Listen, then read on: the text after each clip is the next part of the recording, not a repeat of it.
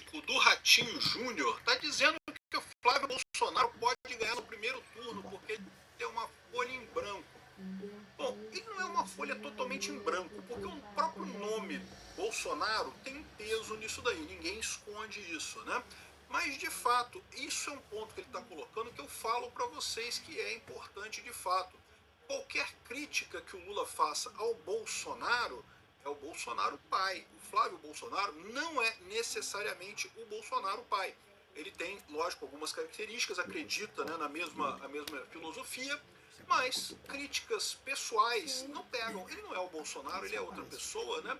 E o Flávio Bolsonaro tem essa característica também de se apresentar de uma maneira diferente. Eu acho, particularmente em termos de não vou dizer semelhança física. Semelhança física, realmente, o Flávio Bolsonaro parece mais com o Jair Bolsonaro fisicamente dos irmãos. Mas em termos de comportamento, eu vejo que o Eduardo Bolsonaro é mais parecido com o Jair Bolsonaro em termos de comportamento. Ele tem um comportamento um pouco mais agressivo, um pouco mais, né, como é que eu vou dizer, um pouco mais marcante, coisa tal, ao passo que o Flávio não. Isso é uma coisa positiva, porque distancia os dois. Na visão dele, o Flávio tem tudo para ganhar no primeiro turno. Vamos entender isso daqui, porque eu não sei não, tá me parecendo uma entrevista de emprego isso daqui, eu vou explicar para vocês. Eu sou Peter Tuguni, esse é o canal Ancapso, e essa notícia foi sugerida por Fui no karaokê do Peter e ganhei um broche, Jotaro Cujo Libertário e várias outras pessoas. Obrigado aí o pessoal que sugeriu notícias lá no nosso site, no visãolibertaria.com. E obrigado a você que está assistindo o nosso vídeo. Se você gosta do nosso conteúdo, por favor, deixa o seu like e se inscreva aqui no canal, né? Então tá aqui, ó, teve uma entrevista ao Estadão, essa daqui é a entrevista dele, tá aqui a entrevista inteira. O rapaz se chama Jorge Gérez, ele é um estrategista argentino, né, e que fazia a estratégia política do Ratinho Júnior, né? Aqui, ó, há 14 anos trabalhando ao lado de Ratinho Júnior do PSD, o estrategista político Jorge Gérez, de 50 anos, diz ainda estar de luto pela decisão do governador de não concorrer à presidência da República, né? A desistência, no entanto, não o surpreendeu. Desde o ano passado, a família do governador já demonstrava forte resistência ao projeto nacional. Sem o paranaense da disputa, o Gérez vê a terceira via sem espaço e o cenário caminha para uma polarização entre Lula e Bolsonaro. Além disso, eu acho que o Ratinho Júnior ele não foi, principalmente porque ele viu que não tinha nenhuma chance de ganhar. Ia ser um moedor de carne, toda eleição é um moedor de carne, porque, né, o pessoal vai levantar qualquer coisa contra você para fazer você perder voto, ainda mais numa eleição importante como essa. Então o Ratinho Júnior, com pouca chance de ganhar, acabou desistindo dessa parada, né? É lógico que ele não pode dizer que ele ia desistir, porque ele era o estrategista do cara. Então ele não, né, fiquei chateado que desistiu, não sei o que lá. E aí, ele, porém, questionado, o marqueteiro não tibuteia ao apontar quem ele considera o favorito.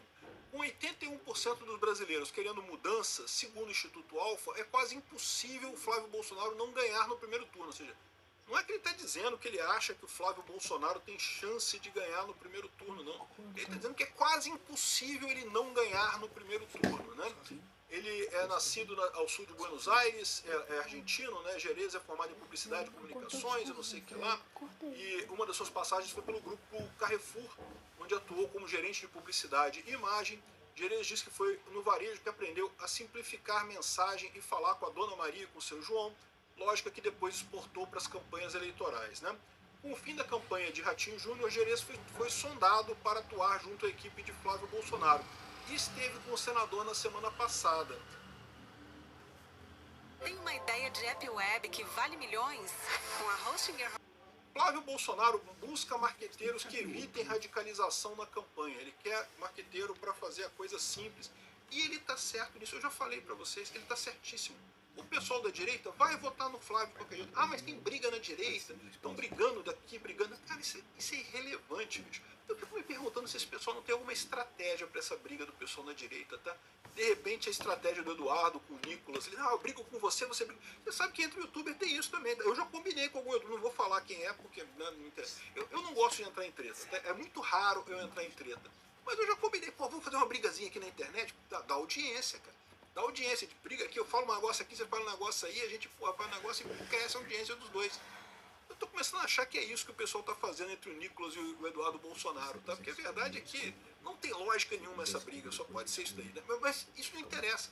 O pessoal da direita vai votar no Flávio Bolsonaro, já vai de qualquer jeito. O desafio da eleição é conquistar o pessoal do centro, é conquistar o pessoal que está ali no meio do caminho, que estão querendo justamente, sem dúvida, podem mudar para um lado e para o outro. Né? O Flávio Bolsonaro não precisa falar para a direita. Né? O pessoal da direita já sabe que o Flávio Bolsonaro é indicado pelo Bolsonaro, já vai votar nele. Né? Da mesma forma, o Lula deveria fazer a mesma coisa, o Lula deveria falar para o pessoal do centro. O pessoal da esquerda vai votar no Lula. Você tem alguma dúvida? O pessoal do PSOL vai votar em quem? Não sei em quem que eu vou votar na eleição. Pô, lógico que vai votar no Lula, a gente sabe que vai votar no Lula, pô. Para de coisa. Porque eu não gosto do Lula, o Lula é de direita, não sei o que lá. Mas no final ele vai falar assim, mas é de direita, mas é menos de direita que os outros, então eu vou votar no Lula mesmo. Esquece essa porra, o pessoal da esquerda vai votar no Lula, o pessoal da direita vai votar no Flávio Bolsonaro. O desafio sempre foi o centro. E é por isso que é estranho algumas coisas que o Lula tem feito, né? O Lula tem focado muito na esquerda, o Lula tem ido para a esquerda, tem apostado no Boulos, tem apostado em pessoas mais à esquerda do que ele. Uma coisa que é estranha, não é uma coisa que natural, né? O Lula é um idiota, a gente sabe que ele é um idiota, mas ele tem um certo instinto político natural, não é à toa que ele chegou onde chegou, né? E ele tem também conselheiros que são marqueteiros políticos, que são experientes, então não faz sentido esse movimento do Lula para a esquerda, a menos que ele esteja pensando mesmo em desistir, né? Então, aqui, a entrevista continua aqui, ele falando que, na entrevista, Gerês foi taxativo ao dizer que Lula perdeu a reeleição no carnaval, no momento que a escola de samba fez aquela ala neoconservadores em conserva. De novo, é o que eu falo para vocês. O Lula tinha que estar querendo conquistar os conservadores, agradecer, não, olha, o pessoal evangélico é muito legal, muito gente boa, família conservadora e coisa e tal. Ao contrário, o Lula fez um discurso, ele fez um desfile botando a família tradicional numa conserva, que, diga-se de passagem, é uma burrice, né? Porque todos nós viemos de uma família, né? Mas a minha família não é a família tradicional. Meu amigo, você pode ter certeza. Você nasceu, então você tem um pai e tem uma mãe. De certa forma, isso é meio tradicional mesmo. Depois separou, não sei o que lá, teve briga. Teve, mas começou como uma família tradicional, começou.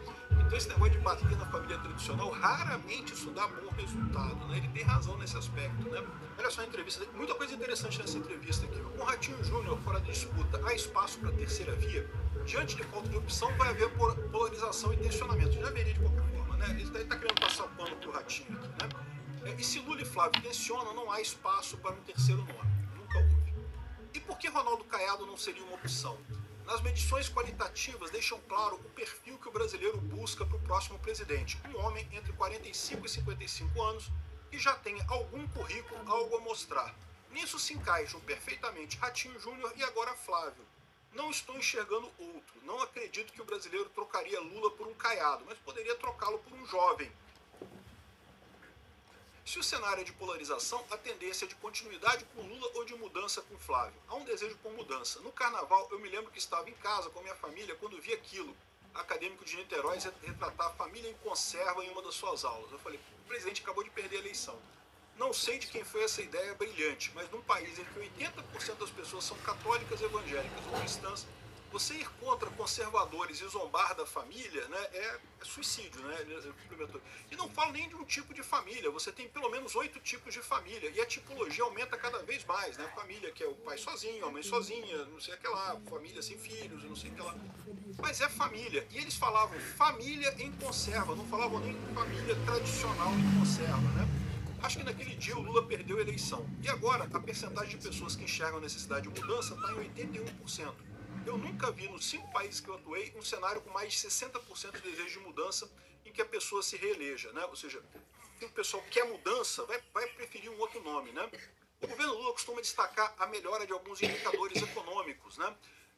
Como o motivo para se reeleger, né? Ele fala que são vários problemas. Começa no carnaval. O Lula vinha melhorando sua aprovação até surgir aquela ideia dos neoconservadores em conserva. Depois você tem o escândalo do INSS e do Banco Master, que somam o aumento de custo de vida da população. O governo pode falar em melhora de indicadores econômicos, mas é um problema de percepção da realidade. Não, o problema aqui é de número fraudado do IBGE. Tá? Os números do IBGE, do Portman, lá são todos fraudados. É daí que dá esse problema de percepção. Os números estão ótimos, mas as pessoas não percebem. Quando você for comprar, leva o número do Porsche para comprar as coisas no supermercado para você ver se eles vão aceitar. Não vão, pô. Tem que pagar o preço que botaram lá no supermercado. Não interessa que o Porschman diz que a inflação é X ou Y, né? É possível o Lula recuperar até outubro? Trocar de carro talvez seja melhor. Colocar uma pessoa jovem para disputar no lugar dele.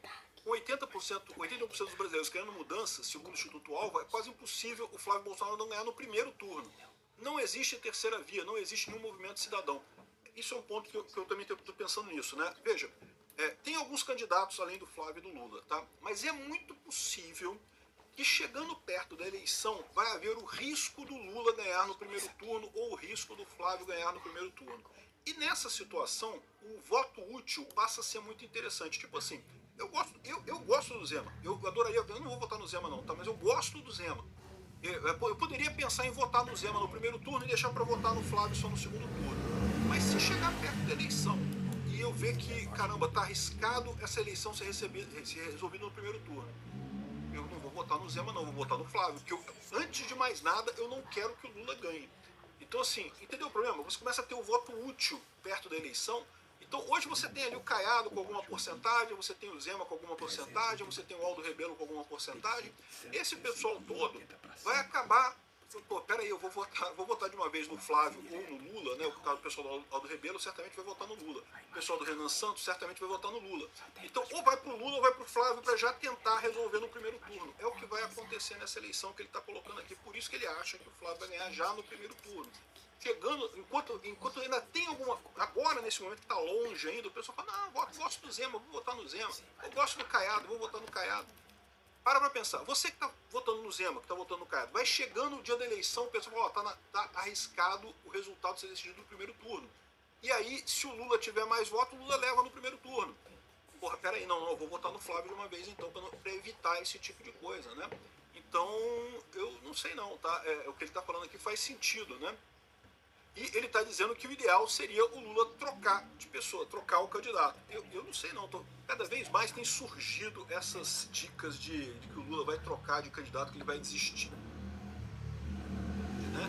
Eu continuo achando pouco provável que o Lula vai desistir.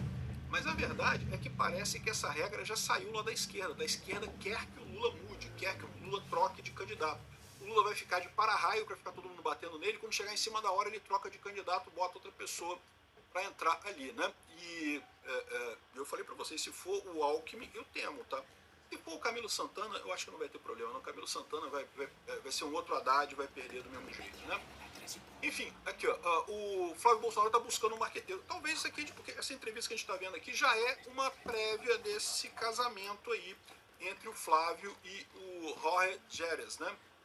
Então, muito bacana. Gostei da entrevista do cara, concordo com a maior parte das coisas que ele falou aqui.